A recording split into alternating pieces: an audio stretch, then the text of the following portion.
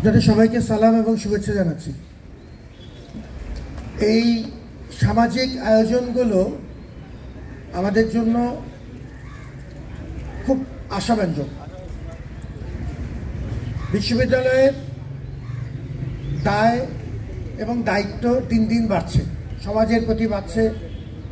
আমাদের নিজস্ব অংশীজন যারা আছে, সবচেয়ে কাছের হচ্ছে আমাদের শিক্ষার্থীরা, তারপরে আমাদের সম্মানিত অভিভাবকবৃন্দ, এরপরে যদি পালাক্রমে যান আমাদের পুরো সমাজই আমাদের অংশীজন। আমরা তাদের জন্য খুব বেশি কিছু করতে পারছি না, কারণ আমাদের সম্পদ দিন দিন সীমিত হচ্ছে, চাহিদার তুলনায় সম্পদ কমছে। এই জন্যই বিশ্ববিদ্যালয়কে সমাজকে নিয়ে চলতে হবে। এটি মনে রাখতে হবে যে এটি সর্বজনতার প্রতিষ্ঠান।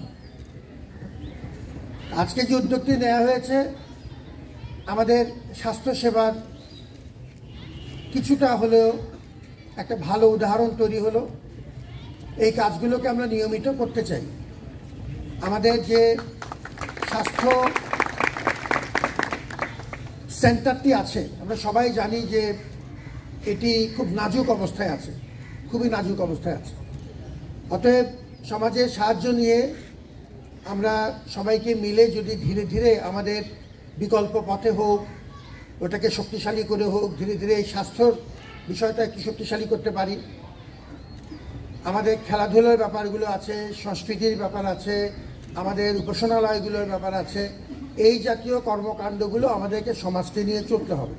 এই সব ব্যাপারে শুধুমাত্র সরকারের উপর নির্ভরশীল হওয়া যাবে না। কেন যাবে না? কারণ সরকারের উপর নির্ভরশীল হলে আপনার মেরুদণ্ড বাঁকা হতে থাকে। বুঝতে পারছেন?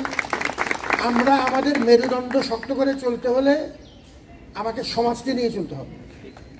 সরকারের যদি সমস্ত সদিচ্ছা থাকে, এখন যেমন আছে, তারা আমাদেরকে যে কোনো ডাকে সহযোগিতা করছে, তারপরেও সরকারের নিজস্ব সম্পদেরও এত অপ্রতুলতা যে তারা ইচ্ছা করলেও ঢাকা বিশ্ববিদ্যালয়ের মতো একটি জাতীয় প্রতিষ্ঠানের জন্য পর্যাপ্ত রিসোর্স কোনো সময়ই দিতে পারবেন। এই কথাটি আমি যেহেতু রাজনীতি করি না, আমার কথাবার্তা সিরাতুল মুস্তাকিম। এই জন্যই বললাম পরিষ্কার যে এই কথাগুলো আমাদের বুঝতে হবে যে আমাদের ভবিষ্যৎ হচ্ছে আলটিমেটলি সমাজকে নিয়ে চলা। এবার কিছু ভালো কাজ এই রাজনৈতিক সংগঠন, ছাত্র সংগঠন যারা আছে, তাদের সবাইকে আমি ধন্যবাদ জানাচ্ছি। তারা তাদের এই প্রথাগত রাজনীতির বাইরে কিছু ভালো কাজ করার চেষ্টা করে। তাদের আমি রাজনীতি করে সেটা আসি না, এটা আসতে না। আমি এসেছি দুটো কারণে কথা বলার জন্য। যেমন আমি দেখেছি, ফর এক্সাম্পল, এবারে কিছু আমাদের সম্মানিত অভিভাবকরা এসছেন। একটা মানুষ তার সন্তানকে নিয়ে ঢাকা বিশ্ববিদ্যালয়ের মতো একটা জায়গায়, জনারণ্য, পরীক্ষার দিন আসে, অসহায় ফিল করে মানুষ। মা তার বাচ্চাকে হাতে ধরে রেখেছে, আমরা তাকে একটা বসার জায়গা দিতে পারছি না, কোনো সময় পারি না। হারিয়ে যাচ্ছে লোকে লোকারণ্য। এবারে যে কাজটুক এই ছাত্র সংগঠনগুলো করেছে, আমি খুশি এই কারণে তারা বিশ্ববিদ্যালয়ের পক্ষে একটা সার্ভিস দিয়েছে, একটা বসার জায়গা করে দিয়েছে, কোনো কোনো ক্ষেত্রে মানুষকে পথ দেখিয়ে দিয়েছে। অভিভাবকদের যদ্দূর সম্মান জানানো খুব দরকার।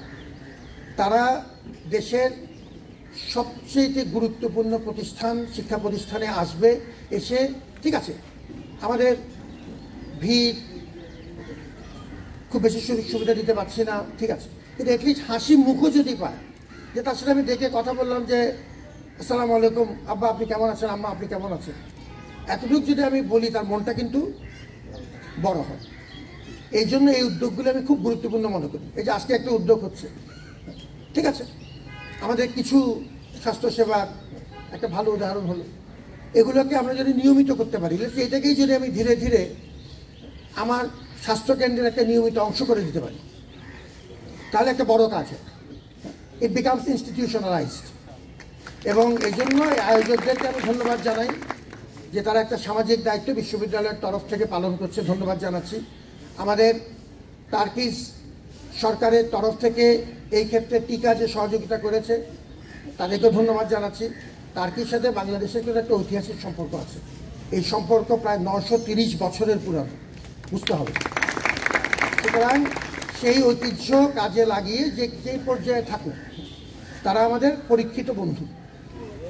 এবং তাদেরকে সাথে নিয়ে চলা শুধুমাত্র টাকা পয়সার ব্যাপার না, বন্ধুত্বের আরও অনেক রূপ আছে। এই উদ্যোগগুলো আমাদের বন্ধুত্বকে শক্তিশালী করে। আমি এটাও খুশি যে এই উদ্যোগে আমরা টার্কি, যারা আমাদের ঐতিহাসিকভাবে পরীক্ষিত আমাদের মিত্র দেশ, তাদেরও সহযোগিতা পাওয়া গেছে। সব কিছু মিলিয়ে আমার আজকে একটা কঠিন সময়, আমরা সবাই একটা কঠিন সময়ের মধ্যে দিয়ে যাচ্ছি। তো তোমাদেরও এটাও ধন্যবাদ জানাচ্ছি যে রোববারে আমরা একটা কঠিন পরিস্থিতির মধ্যে দিয়ে গেছি, পরিস্থিতিটা এখন একটু শান্ত হয়েছে তোমাদের সবার সহযোগিতায়। আমাদের উপরের দিকে বিশ্বাস রাখতে হবে এবং পরস্পরের হাত ধরে রাখতে হবে এই বিপদে। হ্যাঁ, তো এই উদ্যোগের জন্য ধন্যবাদ। And I hope that you will take some initiative to institutionalize this so that it becomes ultimately sustainable. Once again, I thank my friend from Turkey for his kind support on this initiative, and I hope that this begins something of a much longer relationship between us, between Turkey and Bangladesh, two historically proven friends.